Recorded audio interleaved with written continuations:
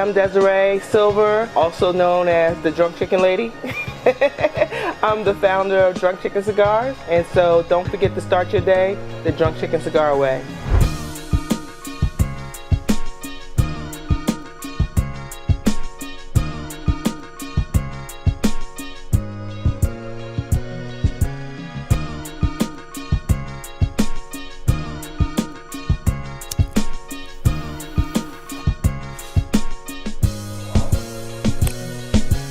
So hey, welcome to the Fuster Chat. I'm glad you can finally make some time to sit down and chop it up with the brother.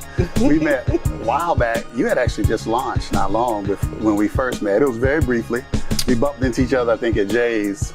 Jay's? Yeah, you were with Lit Torch, you were with Susie. Yeah, you sat down with us for a little while. Had a little sip then, yeah. Y'all were just kind of breathing. Y'all were dog tired. Y'all have been ripping and running.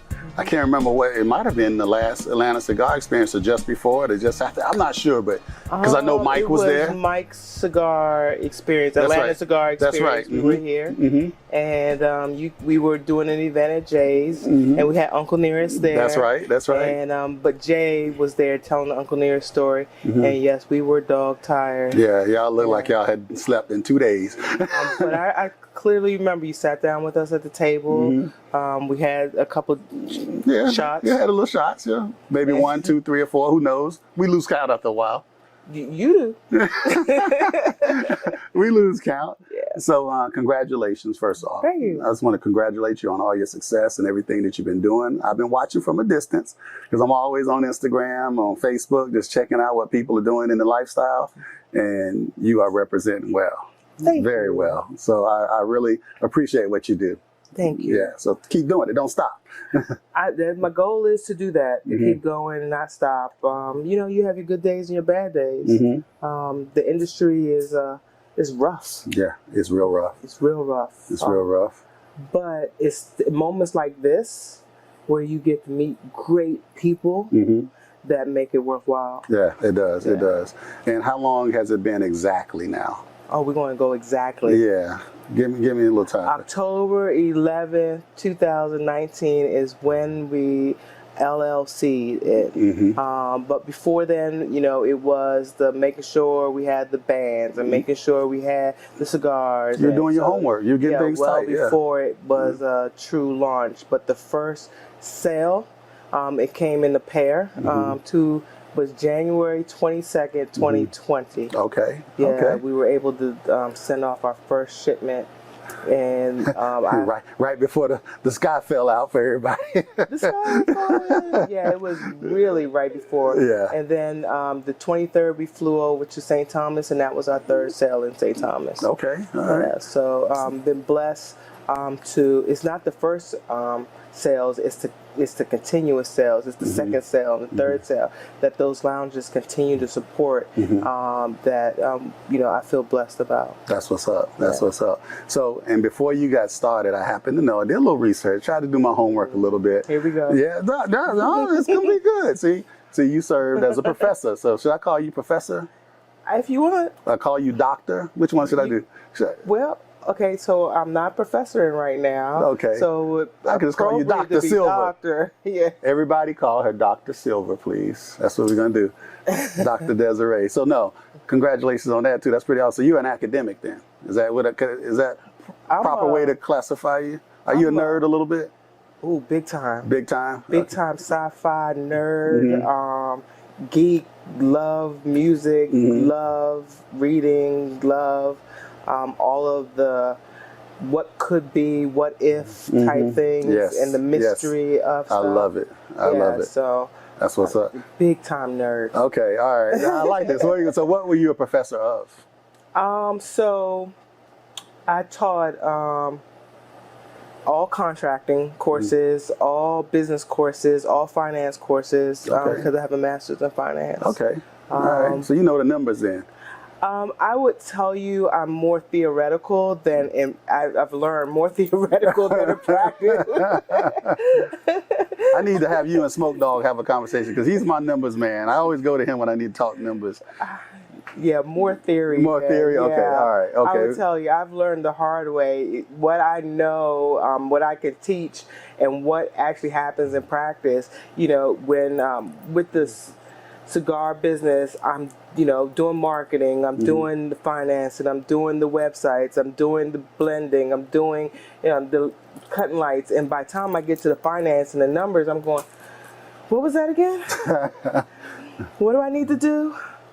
And it just is something that it's overwhelming, and I just rather keep it in the theory for me at this point instead of trying to do it in practice. Okay, all right. Yeah. That's okay. That's okay. That's good though. That's good. You can't be the master of everything. No, you have good people around you. That's the key. You have to have a team, because I know I couldn't do this alone. Obviously, if you are really going to do it right, you have to understand the biggest failure in most companies is the owner. Because the owner doesn't realize when they need help. They can't do it themselves. You need to be able to rely on somebody else. And you also, on top of all of that, you have to understand that your passion is your passion, and what you put in there is what you put in there. You can't expect everybody to have your same drive and passion. I see so many owners go, oh, you're not working out because you don't have the same drive that I do. But why do you expect that? They're not going to have it. No, they're not. It's not their baby. Yeah. So. And I'm guilty of that sometimes too. I admit that. I get on people that try to help me, and I'm like, you're not going as hard as I'm going. But they're not supposed to. You're not supposed to. Yeah. Yeah, and if they do, and if you're blessed enough to have them do like you do, and I feel like I am blessed a couple times over in the business to have people that have just enough passion as I do about it, hold on tight to those people and recognize and be grateful and thank them. Okay. Yeah. All right. So I happen to know, I'm going to talk about Drunk Chicken for a second. Talk about the name Drunk Chicken. I happen to know it's not me. I'm not the drunk chicken. I know. No matter what they told you. We're about to debate that here in a second. But I happen to know your backyard is actually called the Drunk Chicken. It is. And it inspired the name Drunk Chicken because you own chickens, right? I do. Okay. Right now it's 10, but typically it's 30. Okay. I got one big question that I've been dying to ask you. Why are you giving your chickens alcohol? What? I'm not giving them alcohol. Why are your chickens drunk? They're not drunk. They're not drunk. I just have crazy friends that think my chickens look drunk. So, and we were actually more on the drunk side than the chickens. But chickens, I don't know how many people know about chickens, but chickens have tendency to mimic drunk behavior when they like squawk at each other. Okay. They stumble all over everything. Really? Okay. And when the sun comes out, they love the sun, and they just like flop down on the ground and spread their wings, like almost as if they're dead. The first time it happened, I did not know that. I thought I killed them. What? I thought they all instantly died. You're like, what did I give them to eat? What right? did I do?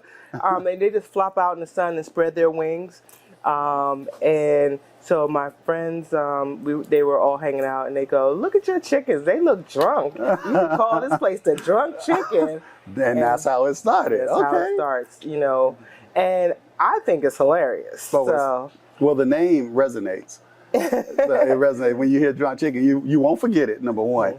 And then we have a black female owner of the company Drunk Chicken.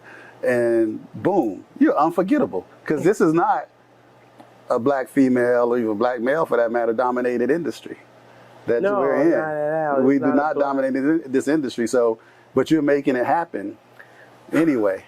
How's it been for you so far this last few years in terms of just carving your own little niche out in this business? There's ebbs and flows. Okay. Yeah, and there's growing pains. So when you see things working, you want to capitalize on that. But when you capitalize on those things that are working, sometimes you have another negative impact that you are unaware of. Okay. So I've started to learn to, okay, this is working, but not push on that so much, but to evaluate it before to see what could be some negative impact. Do a little bit of brainstorming and things of that nature. That's where the academic side comes in. Your background, your education. You probably think things through a little bit differently than other people. I always learn from my mistakes. When I mess it up, I need to go, okay, what did I do?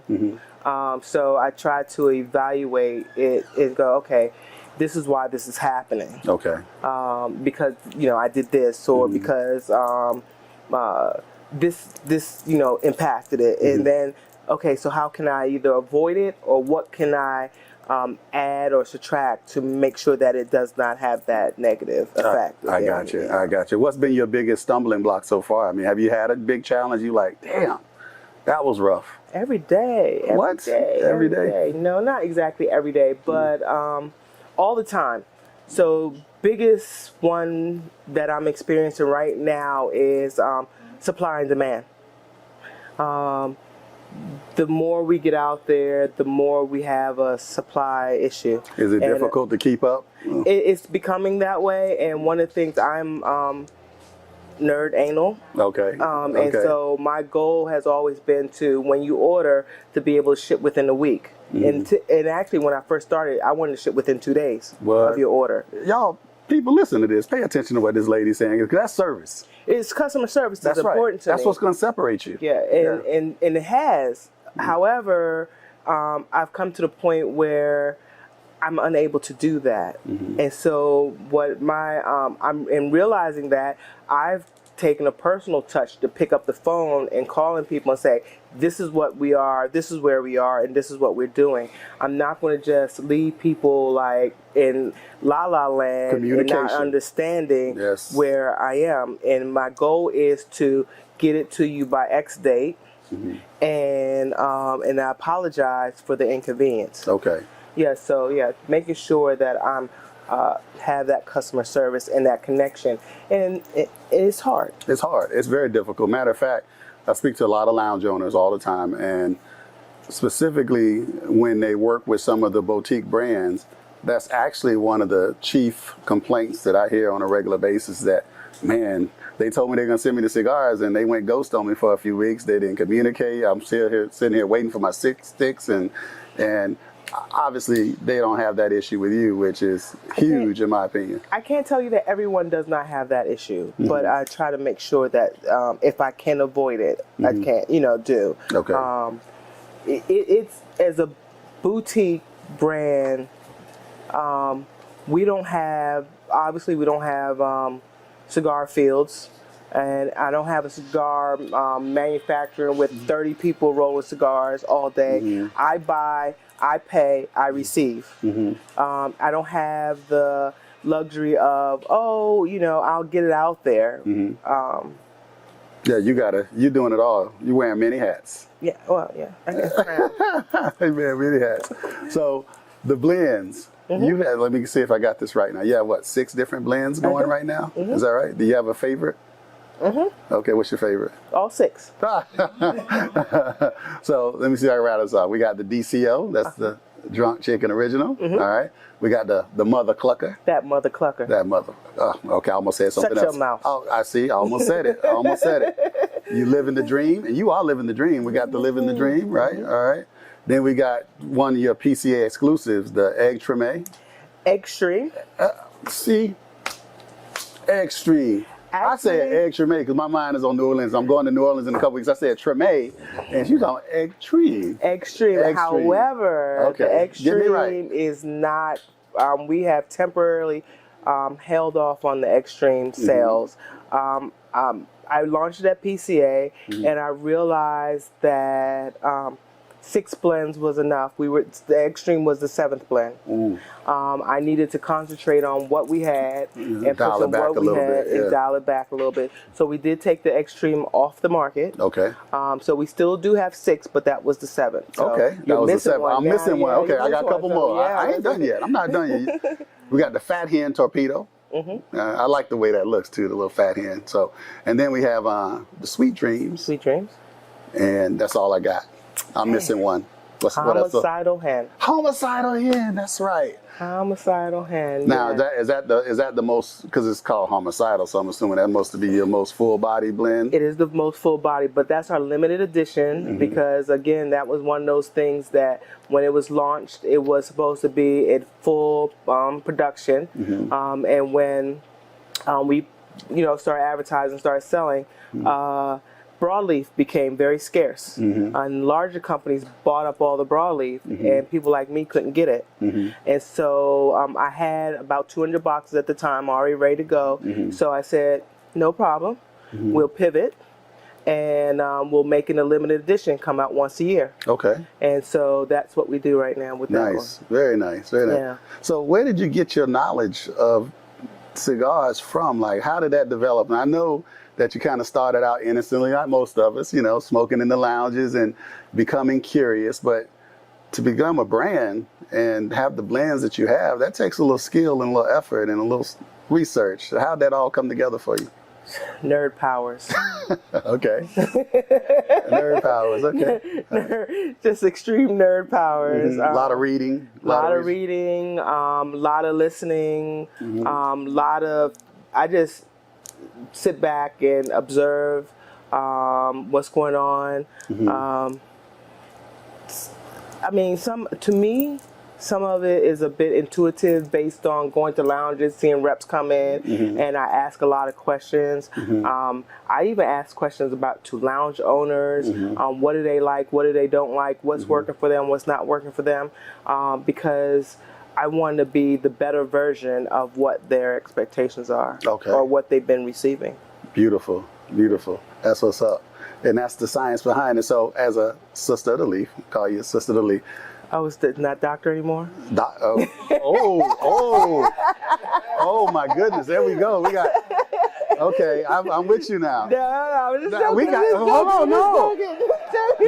we got a new name now. We got Brothers of the Leaf. We got Sisters of the Leaf. Now we got Doctors of the Leaf. That's what I'm talking about. That's what's up. It's just a joke. I'm going to title this episode, okay, The Doctor of the Leaf episode. Think I want. I know you will. So obviously, you have a PhD in organizational leadership, and you got to use that every day, right? And all the things that you could have done, I know you're a Sister of the Leaf, but why cigars? I mean, it's a tough business. Oh, yeah, it is. Yeah. Of all the things you could have done, like why? So you have to do what you love. Okay. And if tomorrow I can't sell another cigar and I have a warehouse full of cigars, guess who's going to be a happy camper? Okay. This girl right here. That's right. That's what's up. Because I'm going to smoke every single one. They will be used. They will not go to waste. 90 years old, that's going to be me. There you go. There you go. So that's what I say too. You have to do what you love. Because if you not doing what you love, then it becomes work. And if you're working, you're going to quit. Okay. Right. At some point. That's what's up, yeah. So you will.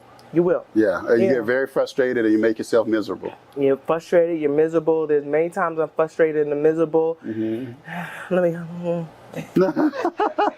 yeah, I can do this. There you go. There you go.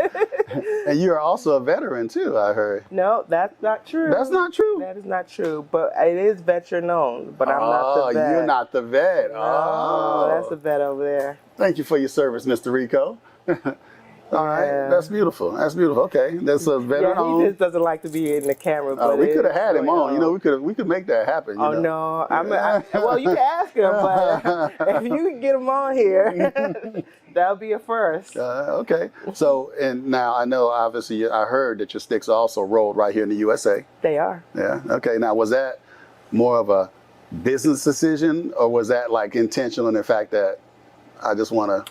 So it was a business decision and intentional at the same time. Business decision because a lot of people go, oh, made in the USA, they're going to be more expensive to be made. Yes, they are a little bit more expensive. However, when you start thinking, people don't put in everything in the when they in the equation when they try to factor in stuff. So if something goes wrong and I'm not receiving my sticks, the cost to go to Nicaragua or the Dominican is much more expensive than me to fly to Florida. And that's a factor in your administrative costs that you have. So your leaves, binder, fill, everything comes here and then hand rolled in the U.S. Yes. And I mean, there's lots of wholesale tobacco companies that you can buy whole tobaccos here in the U.S. That's right. So you buy your tobacco wholesale and you roll them. But that it was intentional because, I may pay 10 cents a quarter or whatever that number is more than the person that's buying them from Nicaragua. But if something happens, that cost to go to Nicaragua is going to add up to what my dollars are. That's right. So my, it's an administrative You have to think cost. about all of that. Yes. Because that impacts the bottom line. Now, Made in the USA, for me, also has a good feeling that you're supporting your economy. Yes. And you're supporting, your country and and it's important to do that. With that said, I'm not sure that we're always going to be made in the USA. Okay. But if we can, we will. But I don't know if that's always going to be the case. Sometimes the climate changes and economic conditions may force you to make other decisions at some point. Yeah. But I'm proud to be made in the USA. And a lot of brands I've spoken to, they haven't said that. They can't say that. No, they can't. Most of them, matter of fact, you're one of the few that I've ever spoken to that can say that. Yeah, well, even if we can't always be everything made in the USA, I'm going to do everything I can to have something made in the USA. Okay, all right, that's awesome. You're doing your thing. So, has being a minority, a female-owned brand, has that like hurt you or helped you so far, in your opinion? Depends on who you talk to. Really? Yeah. I'm talking to you though. Depends on. Hurt me or help me. It's a little bit of both. It's helps because people like me like to buy from people like me. Some of us do. Then there's the negative with not getting treated the same as the other brands in the lounges. But it's okay. I try to educate and explain that black lounges tend to have black shelves, and here's all the black cigars. And I personally feel like that it's not always great to do that. What ends up happening, you have a client that comes in and not happen to be black, and they're not going to say, "Oh, where's your black cigars?" And they're going to walk right past those shelves where your cigars are. So if you really want to support a minority brand, whatever that minority is, put them in mainstream with all the other at eye level where they get the premium seating. And that way you have them out there, and then you can't skip over it. That's right. That's right. In addition to that, new brands, when they come out, they sell real fast. People, oh, it's new, and I'm loving it, and I want to support my brother and sister. It's almost trendy at that moment. Right, it's trendy. But that trend goes away, or it starts to slow down. And just because it slowed down doesn't mean that, oh, I used to sell them, and they used to fly off the shelf in 2 weeks. Oh, now it's a month, so I'm not sure I'm going to pick it back up. But what's your shelf life for that other brand that's been there for 6 months and you're reordering it? Why are you treating the smaller brands different? A month on the shelf is not that bad. No. And I know you have premium shelf space. I know there's premium shelf space. But if you have a good humidor manager, they're able to sell all the cigars. And you say, okay, well, this one's been here a month. So you go, all right, today we're going to do, anybody that's medium, we're going to push this one whatever, because it's been here a month or whatever that life span is. But you should, as a good humidor manager, be looking at that and directing your customers in those directions. Yeah, you should know your humidor and know what all the blends are and provide good advice. Good advice. Yeah. Good sound advice. But yeah, I've met some great humidor managers and I've met some cashiers. Ooh. matter of fact, now you're touching on something. Hold on now. No. Matter of fact, I've come across a lot of cashiers. I got a funny story. I was in Alpharetta at a lounge that I will not name. I don't want them coming after me. How many Alpharetta? I know, right? I know, right? I walked into the lounge, and it was weird the way it was configured, so I didn't see the humidor. And I asked the young gentleman behind the counter, "Where's your humidor?" He goes, "What's a humidor?" No way. Real, true story. He said, what's a humidor? I know it's like he said, it's only like my second or third day, but still, you didn't know, what's the humidor? But anyway, I digress. But that's the point though, right? Yeah, that's exactly if you're gonna the have point. And so when we finally did find the humidor, I said, where the cigars are held. Yeah, he didn't know. He didn't. I was like, I got it from here, man. Just thank you for telling me where the humidor was. I got it from here. So that's what's up. Okay. So what's been the most important lesson? You talk about customer service, and I know you talk about taking some lumps. It's been a big Lumps lesson. and bumps. Yeah. What's been the biggest lesson you've learned so far?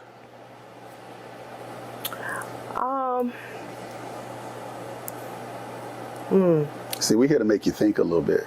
No, I'm just trying to make sure that what I say is not going to have a total backlash, you know. Oh, I feel you. Yeah, because some things are a little bit more sensitive than others, and going to touch the industry a little bit more than other things. Okay. But I'm going to tell you that the biggest thing is having good people with me, behind me, beside me, surrounding myself with positivity has been the biggest lesson. There's so much negativity that's in the world and in the industry. And I just want to say this, for all of my brothers and sisters that are in the industry, we cannot do this separate and apart. And if we don't start coming together, we're in big trouble. Say that again. There's room for all of us. There's not even room for all of us, but there should be partnerships that's going on. And if you really take a good look at the industry, I see many partnerships outside of us, even with blends of cigars. Stop trying to make a fast dime and go with that slow nickel, because that slow nickel is going to grow. Yeah. A lot of people need to hear that. Yeah. I'm going to toot our own horn for a second, because one of the things that I was doing, I started this probably about the same time you started Drunk Chicken Cigars, and I was doing my thing, but the power of a partnership, a good solid partnership where you support one another and complement one another, is something that I didn't have. I was just kind of out there doing my own thing. Smoke Dog behind this camera right here, Steve, Lord of Ash, we came together. We saw that there was some synergy, and I tell you, the motion and activity that has taken place since has been phenomenal. And it's two companies coming together to work together and support each other, and we don't do enough of that. We don't do enough of that. It's very rare that I see it at all, especially from where my vantage point is. Maybe it's just me. But it's one of the things that I see that when I go to the big trade shows, they're partnering, and we're not. And have you ever tried to partner with somebody and proactively tried to establish something? A lot. What kind of responses do you get? I'll let you know. Okay. All right. Yeah. Really? I'll let you know. Okay. Is that an off the record? That needs to be off the record? No, that's not. That's the response I get. I'll let you know. That's what they're telling you. Yeah, that's what they tell. I'll let you know. That's a no. Wow. Yeah. Yeah. That's a no. And I've actively sought out to do things. Yeah, because I know from sitting here talking to you, I know I'm starting to get a sense of the type of person you are. You thought about it. Oh, yeah. You already said this is going to be a good relationship if we can make it work. Yeah. And you don't even have to like me. You don't have to like my cigars. What we can do is come together and create something that blossoms, that we both get our name out there, and we partner on this, X. But X means that you get something, you get advertisement, I get advertisement, we move forward. I mean, even with advertising in magazines and things of that nature, try to partner with several people. I've reached out a lot. Wow. Yeah. So, but it's okay. Okay. You know what? Because you're getting it done anyway. 5 no's or 100 no's, somebody's going to say yes. And when they do, they'll be blessed. Yeah. And the rest going to be sitting like, damn. She talked to me first. That's not what they're going to say. Okay. They're going to have a few cuss words and stuff like that. But I'm like, I try to tell you. Hey, you know what? That's their problem. Yeah. That's not your problem. That's their problem. So, what do you see Drunk Chicken Cigars becoming? What's the big vision, big goal for all of this? Where you see yourself 5, 10 years from now, 15, 20 years? Besides sitting on the stoop smoking a cigar at 90 years old. Oh, that's where I was going with that. Drunk Chicken Cigars. You know what? So, I mean, 5, 10-year plan. I would like to be a real foothold in the industry, something that, the big bad wolf come, and it may rock the house, but it's not going to blow the house down. A big bad wolf come right now, it might destroy the house and take it off the slab. Yeah. But I would like this. That's the goal. It's a solid brick house and it is a staple or a name in the industry that people can be proud of. That's right. That's right. That's what I like to see. Known for quality. Known for quality, known for service. And that's one of those, it was around 10 years. Oh, you have one of those 10-year sticks that they first started? Yeah, but that one, that's what's up. Yeah, you want that. Yeah. Okay, all right. Last question I have for you. All right. What should I have asked you that I didn't ask you? What do you want people to know? What do I want people to know? That, you know what? You asked some great questions. So the only thing that I want people to know is that integrity means a lot. How I present, how we present, what we're doing means a lot. And how we represent ourselves in the industry is important because everyone else is looking. They're looking at us. And if we have buffoonery, yes, it's going to be associated with all of us.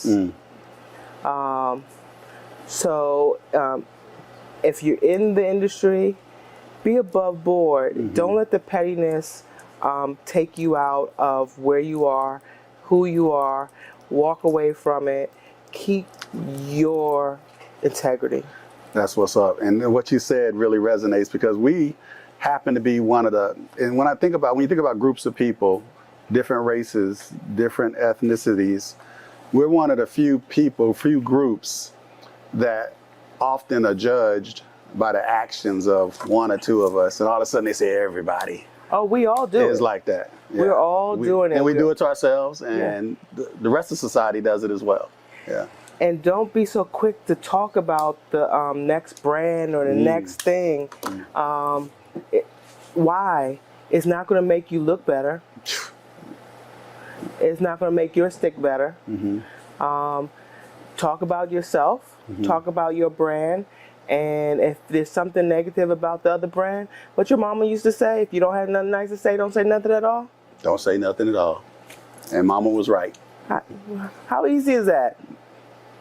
Very easy. Yeah. Very easy. That's what's up. Well, thank you, sister. I appreciate this. I've been looking forward to this conversation. We had it. We even got a little studio audience, y'all. Hope y'all enjoyed the conversation. I'm here with Miss Desiree Silver of Drunk Chicken Cigars. Oh, where are we? We are. Oh, yeah. Yeah. And we are here at Smoke City Cigar Lounge. My first time down here, and I love it. Mine too. I love it. this lounge. It's an awesome little lounge. It's a traditional cigar lounge, which I really love. I heard we're going to turn up. Oh, we about to do that right now. Oh. So, hey, I'm here with the doctor of the leaf, Miss Desiree Silver. I'm Stickman number 1. Until next time, puff, sip, chat, repeat. I'm out. Peace. Hey, this is Stickman number 1. Thanks for listening to the Puff Sip Chat podcast. If you want to hear more great episodes just like this one, please hit one of those donation links below. We could really use your support. Also, please visit us at puffsipchat.com for some cool Puff Sip Chat swag. Until next time, Puff Sip Chat repeat, baby. I'm out.